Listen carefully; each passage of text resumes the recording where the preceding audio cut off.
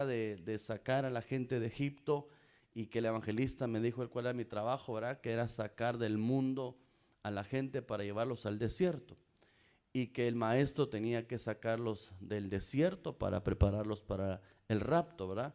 Y es una parte muy interesante del mensaje, porque yo creo que cada ministerio tiene una función diferente, cada una de ellas, para poder complementar la obra de Dios en esta tierra. Sin embargo, yo quisiera ampliar un poquito el concepto de que el evangelista saca del mundo al desierto, porque creo yo también que hay gente en el desierto que no ha salido del mundo de su corazón, ¿verdad? Y que de alguna manera entonces nuestra unción como evangelista no es solamente el hecho de sacar gente inconversa a que conozca al Señor, sino que también tenemos que trabajar con gente que está dentro de la iglesia, que todavía el mundo está en su corazón, porque no va a poder ser preparado un mundano para ser arrebatado. No se puede preparar a un mundano, no se puede preparar a alguien para ser arrebatado, aunque esté dentro de la iglesia, aunque esté oyendo. Incluso, hermanos amados, con todo respeto digo esto, creo que tenemos que comprender que el evangelista también tiene que traer un espíritu de arrepentimiento dentro de la propia iglesia, para que el mundo salga de su corazón y no solamente aparentemente deje de estar en el mundo, geográficamente hablando o en aspecto religioso, sino que también dentro del corazón el mundo pueda ser sacado de él. Entonces, una de las cosas que Dios nos ha puesto a nosotros como evangelistas es poder hablar de un Dios de cerca. Ahora, ¿por qué un Dios de cerca y un Dios de lejos? Porque yo creo que mucha gente dentro de la iglesia, aunque aparentemente esté cerca, aquí presente físicamente, puede estar lejos de Dios, y eso usted lo puede ver en la Biblia. Y en varias oportunidades el Señor dice, por ejemplo, ustedes me honran con sus palabras, pero su corazón está lejos de mí. Entonces no podemos tener la garantía de estar muy cerca de un púlpito o cerca de una iglesia y que nuestro corazón esté muy cerca de Dios, o que tengamos un Dios cercano. Eso no es garantía. Decía el hermano apóstol Toneiros Paredes, lo más trágico que le puede pasar a un cristiano es morirse tan cerca de un púlpito y perderse. Es decir, estar tan cerca de un lugar lleno de bendición, pero que no pueda arrebatar la bendición del lugar donde él está, porque no es solamente el acercamiento físico, sino es el acercamiento espiritual con el Señor. Entonces, para poder preparar a la novia y que sea arrebatada, antes de prepararla, primero la novia o la que va a ser esposa se tiene que acercar a Dios y conocer a Dios como un Dios cercano, tener una experiencia continua con Él. Y entonces yo veo acá en la Biblia, y lo quiero llevar acá a la escritura, donde el Señor mismo se describe el deseo que tiene Dios respecto a su pueblo. Jeremías capítulo 23 y verso 22. Pero si ellos hubieran estado en mi consejo, habrían hecho oír mis palabras a mi pueblo, y les habrían hecho volver de su mal camino y de la maldad de sus obras. Ahora el Señor enfatiza verso 23 y dice: yo soy un Dios de cerca, declara el Señor, y no un Dios de lejos. Ahora, me llama mucho la atención, por favor, y prestemos todo lo que podamos atención sobre este pasaje, porque en primer lugar le está haciendo una demanda al ministerio profético. Le está hablando a los profetas en ese momento, el libro de Jeremías, dirigido hacia los profetas en el contexto de esa palabra, y les está diciendo: si ustedes, voy a parafrasear, profetas, si ustedes hubieran estado cerca de mí, la manifestación de que estaban cerca es que hubieran hecho oír mis palabras a mi pueblo. Note por favor, ¿cómo puede haber ministerios primarios? Todavía no estoy hablando de ovejas, sino un ministerio primario como un profeta, que Dios le dice: ustedes no están cerca de mí, están lejos. Y una manifestación de que están lejos de mí es que no hacen oír mi voz a mi pueblo como yo tendría que hablarles a ellos a través de ustedes. En otras palabras, usted lo pone en el contexto, el Señor se queja de sus profetas y dice: ustedes hablan vanidad, hablan mentira, hablan engaño, porque hablan de su propio corazón, porque le dicen a mi pueblo, por ejemplo, al impío le dicen paz cuando yo le quiero declarar la guerra, porque ustedes mismos están consolando con liviandad al pueblo, diciéndole lo que el pueblo quiere escuchar, simple y sencillamente porque ustedes no están cerca de mí, en otras palabras. Entonces, entre más lejos estamos de Dios, menos vamos a hablarlo de Dios. Entonces yo veo acá que hay un peligro latente en este tiempo, que tenemos gente que está detrás de un púlpito que no tiene una vida cerca con Dios, que la tiene lejos. Y entre más se va alejando de Dios, menos se va a ir escuchando la verdad de Dios. Ahora imagínense, por favor, si el ministro, si el profeta aquí en el contexto es el que está lejos del Señor y habla pura falsedad, ¿cómo estará el resto del pueblo? Porque le puedo asegurar una cosa, hermanos amados, el pueblo mismo, ahorita en este tiempo estamos teniendo no solo profetas, cualquier ministerio, estamos teniendo un montón de ministerios que no están cerca del Señor, que están muy lejos de Él, queriendo guiar a un pueblo hacia Dios. ¿Y cómo podría guiarse a un pueblo a Dios si no se conoce a Dios? Y si no está cerca de Dios. Ahora, aquí el hecho no es solamente decir, ¿con qué razón un montón de manada va al matadero? Ahora quiero decir una cosa, aunque hayan profetas falsos, hay profetas verdaderos. Y también así como hay ovejas falsas, hay ovejas verdaderas. Y así como hay ministros lejanos de Dios, también hay ovejas que no son tontas. Y hay ovejas que están cerca de Dios. Y es más, a veces hay ovejas más cerca de Dios que ministros detrás del púlpito, que conocen más a Dios que el que está predicando detrás de un púlpito. Entonces ahora yo aquí me enfrento en una responsabilidad. Es decir, lo primero que tengo que decir es que si voy a hablar palabra de Dios, no puedo hablar simplemente lo que leo en la Biblia, aunque es importante hablar lo que es en la Biblia, pero la Biblia da para cualquier herejía. Es decir, la Biblia mal utilizada, la Biblia usada fuera de contexto, fuera de tiempo y sobre todo fuera en la voluntad de Dios, sin conocer a Dios de cerca, guiamos al pueblo a nuestro propio antojo y hacemos lo que sea con la Biblia para hacer que la gente haga lo que yo quiero que haga, aunque Dios no haya dicho que haga eso. Por ejemplo, nosotros dice la Biblia que tenemos la palabra profética más segura, que es la Biblia, a la cual estamos haciendo bien si estamos pendientes de ella. Pero la Biblia me puede dar para darle una profecía a alguien, aunque no sea para él y aunque esté en la Biblia. Porque es decir, mire, es que él le puede decir, no, es que no me puedo equivocar en esta profecía porque está en la Biblia, pero tenemos que ver a quién le dio Dios la profecía en ese momento que está en la Biblia, y tenemos que ver el momento que está viviendo, porque si no vamos a guiar a la gente con la Biblia a nuestro antojo sin saber qué es lo que Dios quiere que hagamos con ellos. Eso no me voy a entender con eso, pero todas las sectas que hay tienen Biblia de fundamento, pero movido a su antojo. Y no dicen las palabras de Dios porque no están cerca de Dios. Y lo que hacen las herejías es alejar cada día más a la gente de Dios. Y aunque estén detrás de un púlpito o en pertenecer en un movimiento cristiano, como usted le quiera llamar. Entonces aquí vemos la responsabilidad que Dios dice, miren ustedes profetas, de plano, como no estuvieron en mi consejo, no estuvieron cerca de mí, entonces ustedes no hicieron volver de su mal camino a la gente. Ojo con esto, la gente que se aleja de Dios y tiene derecho a un púlpito o tiene un púlpito para hacerlo, se va a manifestar en cuán lejos está el pueblo que está ministrando. Por eso usted tiene que hacer una cuenta una cosa. Y yo trato de enseñarle eso a la gente que puedo predicarle. Usted no tiene que venir a buscar que le digan lo que le agrade. Perdone con todo respeto, pero usted no tiene que traer a un evangelista para que les hable bonito a su oído y todos salgamos contentos. Usted tiene que traer a un ministro, está un ministro predicando, que lo ayude a acercarse a Dios, porque oyó a Dios. No me digas tus sentimientos. Ya cambiemos eso. Mejor, si me amas, no lo digas. Apacienta mi rebaño, porque eso es lo que yo necesito que tú hagas. No quiero que seas sentimental, quiero que seas definido y me digas qué vas a hacer con tu vida. ¿Te va a importar que te maldigan, te persigan o algo que contigo? ¿Qué quieres hacer con tu vida? ¿Solo vas a hacer de sentimientos o vas a tener una definición y vas a decir, no importa que me cueste la vida, Señor, yo te voy a seguir, y si el ministerio que me has dado me puede seguir persecución, no importa, pero quiero estar cerca? Entonces hay un montón de gente romántica en el servicio.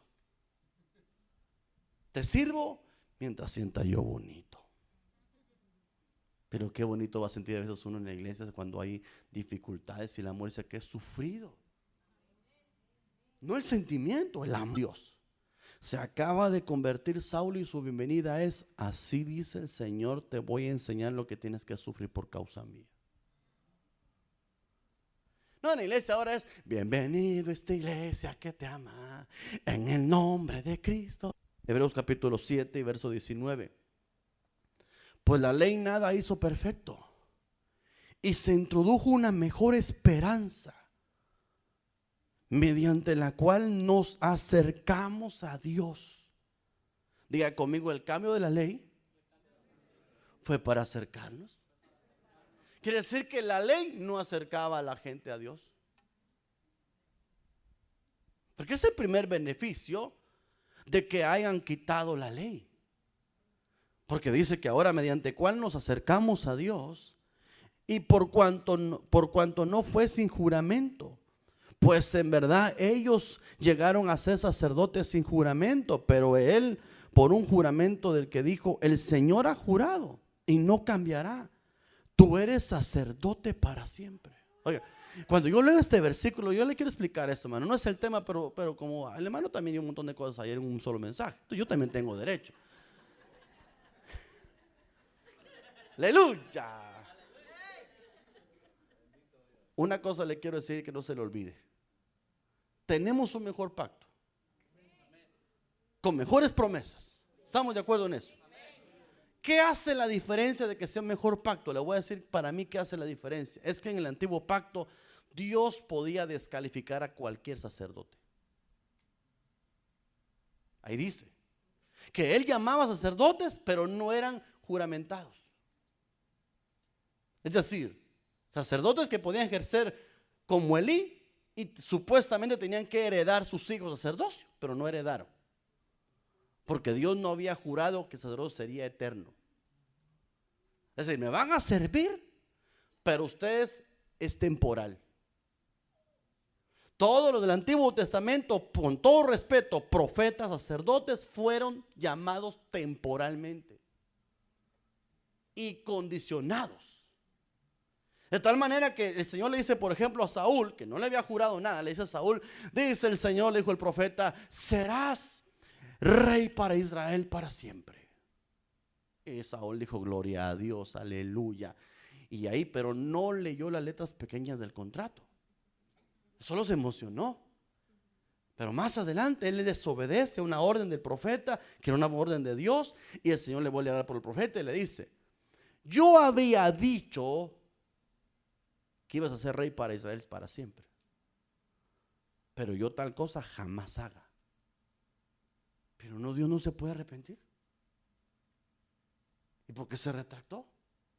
La razón es muy obvia. No leyó las letras pequeñas del contrato. Todos los del Antiguo Testamento sí se podían despedir. Y el Señor le dice: porque yo tengo una ley que tú no leíste. Yo honro a los que me honran, y a los que me tienen en poco, yo los tendré en poco. Así que estás descalificado. Ahora vendrá otro en lugar tuya, que es David. Pero Saúl representa el pacto de la ley, porque a él no le juraron que sería rey para siempre. Pero cuando llamaron a David, representan tiempo de la gracia, porque David lo que le hacen es una promesa diferente. Le dice Dios: ¿sabes qué, David? Yo seré tu padre y tú serás mi hijo. Y a un hijo no se puede despedir. Usted puede despedir a un empleado, puedes echar a alguien que tiene su casa, pero a un hijo no. Entonces el pacto que hizo con él fue diferente. Le dijo: y cuando te equivoques no te descalifico, pero te corrijo.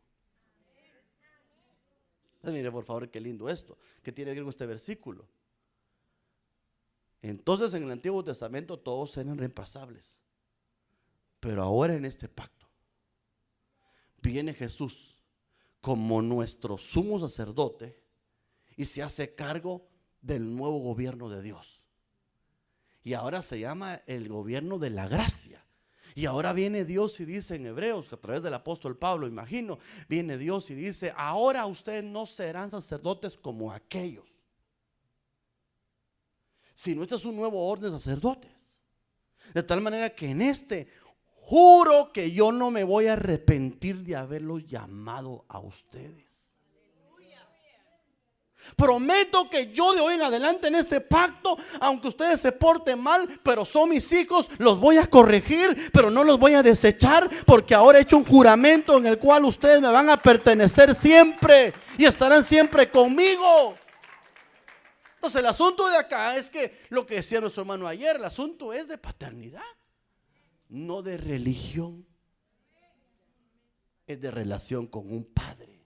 Hermano, por eso cuando el Señor habla, hermano, usted verá las parábolas del Nuevo Testamento, usted puede verlas de varios puntos de vista. Una de ellas es que pues las parábolas como el nuevo sistema de gobierno de Dios, que no era en el Antiguo Testamento igual. Por eso el Señor empezó a decir: mire, ¿cómo les explico qué es el reino? Voy a parafrasear. ¿Cómo les explico que funciona la gracia? Porque los que estaban ahí acostumbrados a la ley. ¿Qué hacemos con esta mujer? La sorprendimos en adulterio. La ley dice que hay que matarla a pedradas. ¿Eso dice la ley? Sí, ok. Entonces está bien, apedréenla. Vamos a cumplir la ley. Apedréenla. Que la apedree el primero que esté limpio de pecado. Y después que la sigan apedreando los demás. Igual que ustedes se rieron. No, ellos no se rieron. Ellos dijeron: no, hombre, sí, qué tal que yo de hipócrita le tiro una y me dice: Señor, yo te vi. Porque dice la Biblia que Él los miraba atentamente. Así que la mirada era: yo te conozco. Vamos a ver, atrévete, atrévete y yo te saco tus trapitos. Entonces bajaron la mirada. Dijeron: no, yo no puedo. Y dejó la piedra tirada y se fue hasta que se fueron todos. Entonces ahora entra el gobierno de la gracia. Esa mujer merecía morir según el gobierno de la ley. Pero según el nuevo gobierno, que ahí está el Rey de Reyes, Señor de Señores, está ahí presente, le dice: ¿dónde están los que te acusan? ¿Dónde están? Y ella llorando dice: Señor, no hay nadie excepto tú. Y ahí estaba el más importante para poderla acusar y decir: sí, yo soy muy santo y aborrezco el pecado. Pero en este nuevo pacto, ahora voy a decir esto: la ley te mataba porque no tenías padre. Pero ahora tienes padre. Ahora puedes decir: Padre mío, Padre nuestro que estás en los cielos, santificado sea tu nombre. Ahora lo que tienes es un padre para corregirte y para restaurarte, para que sepas que ahora no me voy a arrepentir de haberte llamado, de haberte acercado a mí, porque te hice una promesa no como Dios, sino como papá. Entonces es glorioso. Denle un aplauso fuerte al Señor.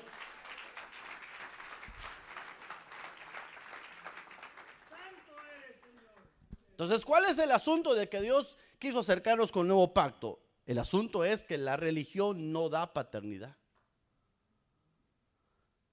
La religión solo da apariencia de santos. Mientras no te cachen, no hay problema. Si en el Antiguo Testamento usted puede ver que la ley era clara: cuando alguien se ha sorprendido con la mujer de su prójimo, morirá. Mientras no lo agarraba, no moría. ¿Sí o no? Pero tú lo agarras, no lo mataba. No, si no lo agarra, no lo mata. Tranquilo. Entonces pecaba con la mujer de su prójimo, pero con mucha precaución de que no lo agarrara. Y Dios sentado en su trono, y Dios dijo: no me entendieron. El asunto no era que ellos se cuidaran de que los agarraran. El asunto es que dejaran de hacer eso. Entonces ahora el Señor por eso nos explica el nuevo gobierno y dice: habéis oído cualquiera que tome a la mujer de su prójimo comete pecado de adulterio, pero yo os digo que cualquiera que la desee en su corazón, en su pensamiento, ha cometido pecado. ¿Por qué? Porque la religión era para guardar la apariencia, pero ahora Él es tu templo y morada del Espíritu Santo, y Él se metió dentro de ti, conoce los pensamientos y lo que hay en tu corazón. Eso no está bien. Entonces repito, la religión, cualquiera que sea, Solo te va a llevar una vida de apariencia. Por eso Dios dijo: en el nuevo trato que tengo en la humanidad, no quiero que vuelvan no quiero que inventen la religión evangélica. Porque eso es lo que han hecho ahora. Se inventó la religión evangélica. Antes decían, no, la religión oficial eran los judíos. Después la religión oficial fue la católica. Ahora es la evangélica. Ninguna está amparada por Dios. Dios lo que quería desde el principio es acercamiento con Él, no apariencia.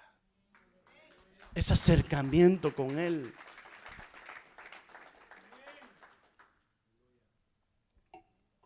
Sigamos leyendo.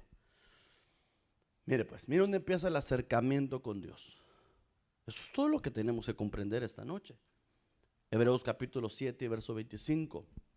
Por lo cual Él también es poderoso para salvar para siempre. Óigame, para salvar para siempre a los que por medio de Él se vuelvan evangélicos. ¿Ah? ¿Verdad que está claro? La gente pregunta: ¿y se salvará el que está en una iglesia católica, mormona? ¿Será que se va a salvar? No pregunten qué religión se salva, porque ninguna se va a salvar. El asunto del concepto de Dios es que Cristo vino para que el hombre se pudiera acercar a Dios. Puesto que Dios vive perpetuamente e interceder por ellos. En otras palabras, hermano amado, por favor, si usted es un evangélico nacido en la iglesia evangélica, acostumbrado a venir al culto evangélico, ya deje su religión. Deje su religión y acérquese a Dios. Porque yo me decepcioné de los evangélicos hace como unos 30 años. Me decepcionaron. Los empecé a conocer. Y gente que muy de oración, que muy de la iglesia, porque en mis tiempos los evangélicos se curaban de lunes a domingo. Por lo menos eran buenos religiosos, no como los de ahora.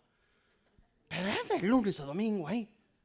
Pero cuando empecé a conocer a los evangélicos, me decepcioné y me alejé, vale la redundancia, lo más que podía de ellos. No. En ese momento yo no era, aparentemente estaba tan perdido. Decía: no, si yo estoy mejor que ese hipócrita. No, si ese que ora y ayuna, pero también el diablo se lo desayuna, porque la vida en pecado es ordenada. No está en nada. Y entonces llegué a pensar, ya me llegó a convencer que no necesitaba de la religión para cambiar. Y en eso tenía razón el diablo. Porque los religiosos no cambian. Porque el Señor no vino a traer una religión. Entonces yo me decepcioné de los evangélicos, que no quiero nada con los evangélicos. Yo ya vi que esa gente no cambia, nada que ver con ellos. Pero un día, hace 24 años, metido en un baño, a punto de drogarme, una voz del cielo, preciosa voz, me dijo: Héctor, ¿quieres que cambie tu vida? No me dijo: Héctor, ¿quieres ser evangélico o pastor evangélico? No, me dijo: Héctor, ¿quieres que cambie tu vida? Y yo empecé mi teología evangélica a decirle: si yo he tratado de ser buena gente. Y le dije: Señor, tú sabes, Dios, que he tratado. Y me dijo el Señor: hasta ahora has luchado con tus propias fuerzas de cambiar, pero así no funciona. Ábreme tu corazón y yo te voy a cambiar. Yo te voy a hacer diferente. Tú no te vas a cambiar nada. No, el que te cambia soy yo. Pero ¿cómo viene ese cambio? Ese cambio viene porque yo estaba lejos de Dios. Sin embargo, Cristo vino para acercarme a Dios. Y entonces ahora no dependiera de mi propia sabiduría, mi propio conocimiento o propia capacidad para cambiar, sino que ahora estoy en las manos de un Dios que dice: y yo que empecé la buena obra, ciertamente la voy a perfeccionar en el día del Señor. La voy a terminar. Esto no depende de ti, no depende de tus deseos. Eso depende de mí, que yo te hice una promesa. ¿Por qué? Porque la salvación, amado hermano, no es más que acercamiento con Dios. Por eso, si hay gente que vino a la iglesia, lo trajeron a la iglesia y le gustó los evangélicos, no se quede como evangélico. Y usted me dirá: hermano, ¿y cómo se sabe si soy evangélico o estoy cerca de Dios? Ahorita le explico. Si yo apenas estoy haciendo una introducción. ¿Usted cree que solo los maestros pueden extender su mensaje? También nosotros protestamos. Por eso llamamos protestantes. Pero en este versículo yo me lo disfruto como comer pollo campero con hambre y chilito, hermano. Sí, aleluya. Tortillas salidas del comal. Por lo cual Él también es poderoso para salvar siempre. Para salvar siempre a los que por medio de Él, con acento y mayúscula, hablando de Cristo, se acercan a Dios. Aleluya. ¿Por qué? Porque no se acercaron a una religión. Y Él se va a encargar de orar por ti hasta que termine la obra contigo. ¡Ja, qué privilegio! Por eso, si el pastor no se acuerda de orar por usted, no se preocupe. Aunque no se olvide Jesús de orar por usted, porque a mí me ponen un montón de peticiones, hermano. Lo voy a amistad con usted, porque yo estoy predicando en las cárceles, le conté la vez pasada, y ha crecido el número de ovejas en la cárcel, y todos tienen una petición, y ahí me pasan papelitos, me llenan papelitos por todos lados. Lástima que no es de ofrendas, pero en todos lados me llenan de papelitos aquí. Esa es administración, ¿verdad? Pero empiezan a llenar papeles por aquí, por acá y aquí, y encargo mis oraciones. Y hermano, a veces mando a la lavandería el saco y no saque los papelitos. Eso me pasa a mí, a ustedes jamás les ha pasado eso. Y entonces cuando yo voy a la cárcel después otro día me dice: pastor, gracias por orar por mí, el Señor me contestó, gracias por haber orado por mi vida. Yo estoy hipócrita. No, la gloria sea para Dios, ¿verdad? No oré yo. Hubo uno que estaba intercediendo por la necesidad de él, clamando porque era su hijo y porque no se había acercado a una religión, se había acercado a Dios, a su nombre. Hay que acercarnos a Dios. ¿Por qué, hermano amado? Estaremos de acuerdo con lo que voy a decir. ¿Por qué viene una gran multitud después de la gran tribulación? Porque solamente fueron religiosos. No estaban cerca del mero jefe. Dice Isaías capítulo 55 verso 6: buscad al Señor mientras pueda ser hallado, y llamadle en tanto que está cerca. Bueno, ¿está cerca o está lejos? Está cerca su venida.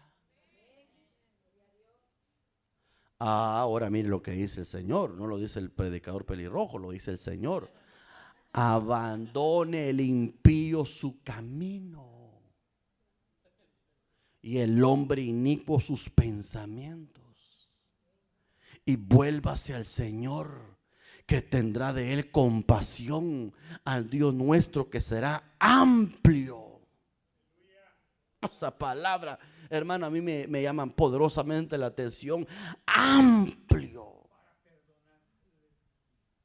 Esa palabra amplio me deja ver a mí como que yo dice: yo no voy a ser agarrado ni pichicato, decimos ahí en Guate, ¿verdad? No, yo no voy a tener limitaciones para perdonar.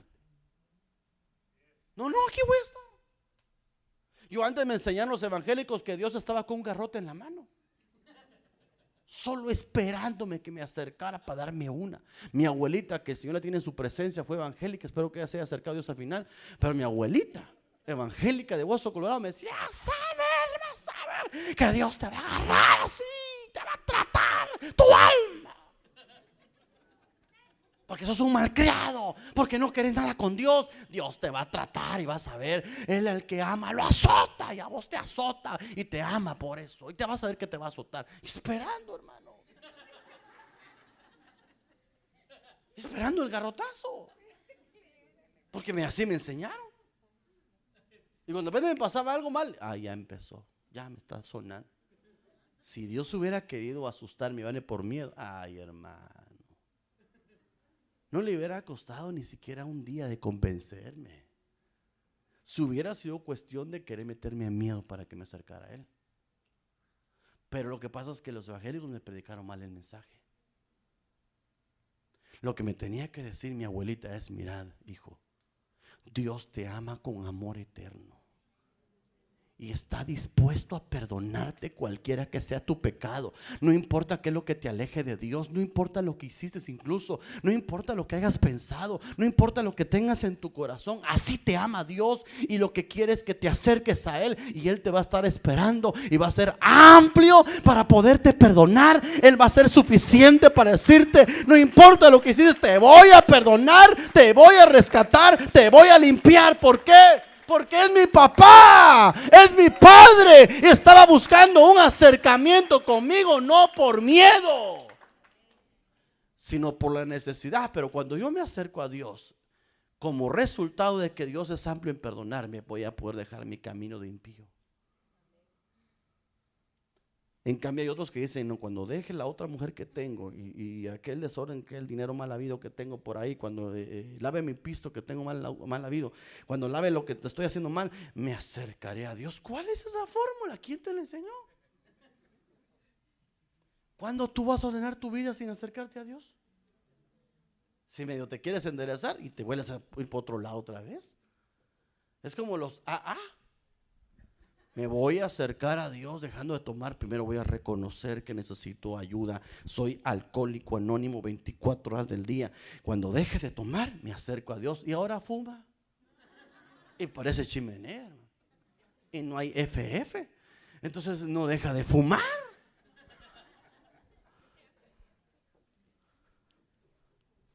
Cuando se quieren acercar a Dios. Yo vine a acercarte a Dios en esta hora. Te vine a acercar.